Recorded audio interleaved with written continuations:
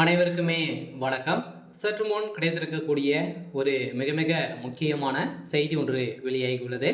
சற்று முன் ஸ்டாலினை பொதுக்கூட்டத்தில் விரட்டி அடிப்பு, போலீஸ் குவிப்பு, அங்கு அடிதடி மோதல், இது மாதிரி பார்த்தீங்கன்னா செய்திகள் வெளியே இருக்குது.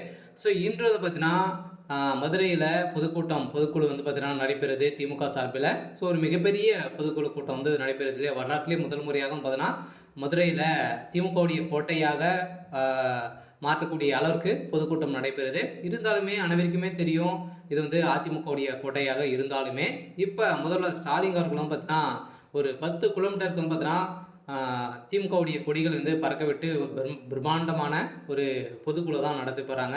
ஸோ இந்த நடைபெற்ற இன்று பார்த்தீங்கன்னா முதல்வர் ஸ்டாலின் அவர்கள் வந்திருந்த நிலையில் திடீர்னு பார்த்தீங்கன்னா அங்கு ஸ்டாலினுடைய காரு முன்னாடி போராட்டங்கள் நடத்தப்பட்டு அங்கு ஒரு பெரும் பரபரப்பை ஏற்படுத்தியிருந்தது. ஸோ இந்த நிலையில் தான் திமுகவுடைய கோட்டையாக மாற்றக்கூடிய அளவிற்கு மக்கள் அனைவருமே யாருமே பார்த்தீங்கன்னா அந்த பொது கோட்டை குழுவுக்கு ஸோ வரவே இல்லை அப்படின்ற மாதிரி தகவல் வெளியே இருக்குது.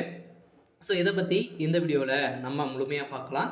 அதுக்கு முன்னாடி நம்ம சேனலுக்கு இப்போ தான் நீங்கள் முதல் முறையாக வந்துருக்கீங்க அப்படின்னா மறக்காமல் நம்மளுடைய சேனலை சப்ஸ்கிரைப் பண்ணி சப்போர்ட் பண்ணுங்கள்.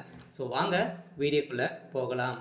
ஸோ பார்த்தீங்கன்னா ஏற்கனவே திமுகவுக்கு ஒரு மிகப்பெரிய பிரச்சனையை தான் ஸோ போயிட்டு இருக்குது. இருந்தாலுமே இப்போ இன்று பார்த்தீங்கன்னா ஞாயிற்றுக்கிழமையிலே பார்த்தீங்கன்னா திமுக பொதுக்கூட்டம் மதுரையில் இன்று ஸோ நடைபெற போகிறதாக ஏற்கனவே அனௌன்ஸ்மெண்ட் கொடுத்து இப்போ பார்த்தீங்கன்னா நடைபெற்று வரும்போது முதல்ல ஸ்டாலின் கலந்து கொள்வதற்காக வந்திருந்த போது திடீர்னு மக்கள் அவருடைய கார்களை பார்த்தீங்கன்னா மடக்கி அவருடைய கார் கண்ணாடி உடைக்கப்பட்டதாக பேச பொருளாக மாறி இருந்தது. அங்கு பார்த்தீங்கன்னா ஒரு மிகப்பெரிய பரபரப்பை ஸோ ஏற்படுத்தியது. இதனால் பார்த்தீங்கன்னா முதல்வர் ஸ்டாலின் பொதுக்கூட்டத்தில் பார்த்தீங்கன்னா விரட்டி அடிக்கப்பட்டதாக தகவல் வெளியாக இருக்குது. சில அங்கு பார்த்தீங்கன்னா ஏற்கனவே அதிமுகவுடைய கோட்டையாக இருக்குது. சில அங்கே இருக்கக்கூடிய மக்கள் அனைவருக்குமே தெரியும் திமுக என்ன செய்கிறாங்க. அனைத்து ஊழல் பட்டியல்களும் பார்த்தீங்கன்னா இப்போ எடுத்துக்காட்டியுமே மதுரை கோட்டையாக மாற்றக்கூடிய அளவிற்கு இப்போ மிகப்பெரிய ஒரு கூட்டம் தான் அங்கு நடைபெற்றது. இந்த கூட்டத்தில் தான் முதல்வர் ஸ்டாலின் அவர்கள் விரட்டி அடிக்கப்பட்ட சம்பவம் அவர் கலந்து கொள்ளாமல் ஸோ ரிட்டர்ன் ஸோ அவர் போயிருக்காரு அப்படின்ற மாதிரி